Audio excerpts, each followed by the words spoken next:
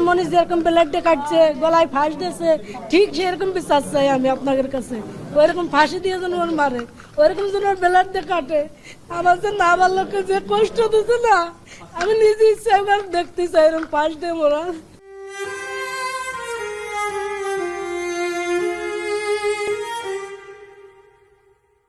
এক চিলতে আশাকে মুঠোবন্দি করে প্রতিটি মুহূর্ত কেটেছে প্রতীক্ষায় তুমি ফিরবে বলে, তোমার প্রতিটি আর্তনাদের প্রতিধ্বনি হবে বলে।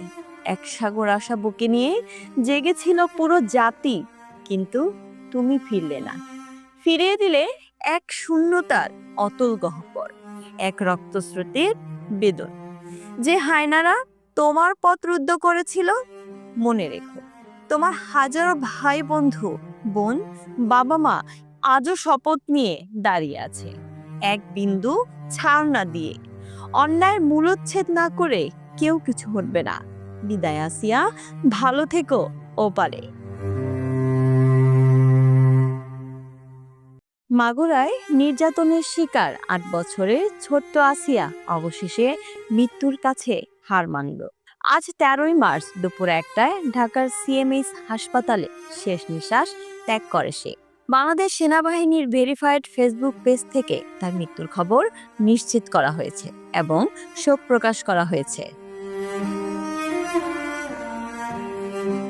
সেনাবাহিনীর পক্ষ থেকে জানানো হয়েছে, আধুনিক চিকিৎসা প্রযুক্তি ও বিশেষজ্ঞদের সর্বোচ্চ প্রচেষ্টা সত্ত্বেও তাকে বাঁচানো সম্ভব হয়নি। আজ সকালে শিশুটির হৃদযন্ত্র ৩বার থেমে যায়। ২বার পুনর্জীবিত করা গেলেও তৃতীয়বার আর ফেরানো যায়নি। গত ৮ই মার্চ সংকটাপন্ন অবস্থায় আসিয়াকে সিএমএইচে ভর্তি করা হয়। এই নৃশংস ঘটনার পর ধর্ষণ বিরোধী মিছিল, সমাবেশ এবং বিচারের দাবিতে উত্তাল হয় দেশ। সামাজিক যোগাযোগ মাধ্যমে কোটি মানুষ তার সুস্থতা কামনা করছিল।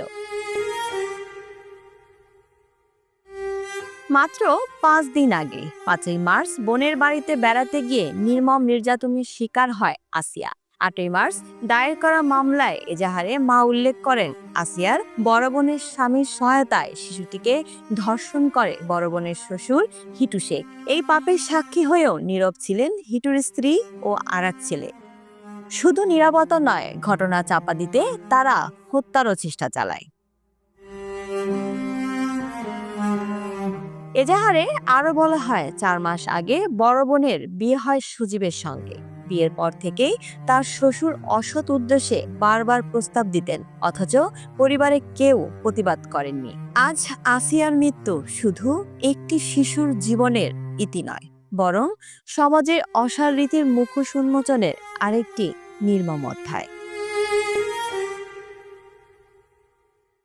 লামিয়া তমা, দৈনিক নবদৃষ্টি, নিউজ ডেস্ক।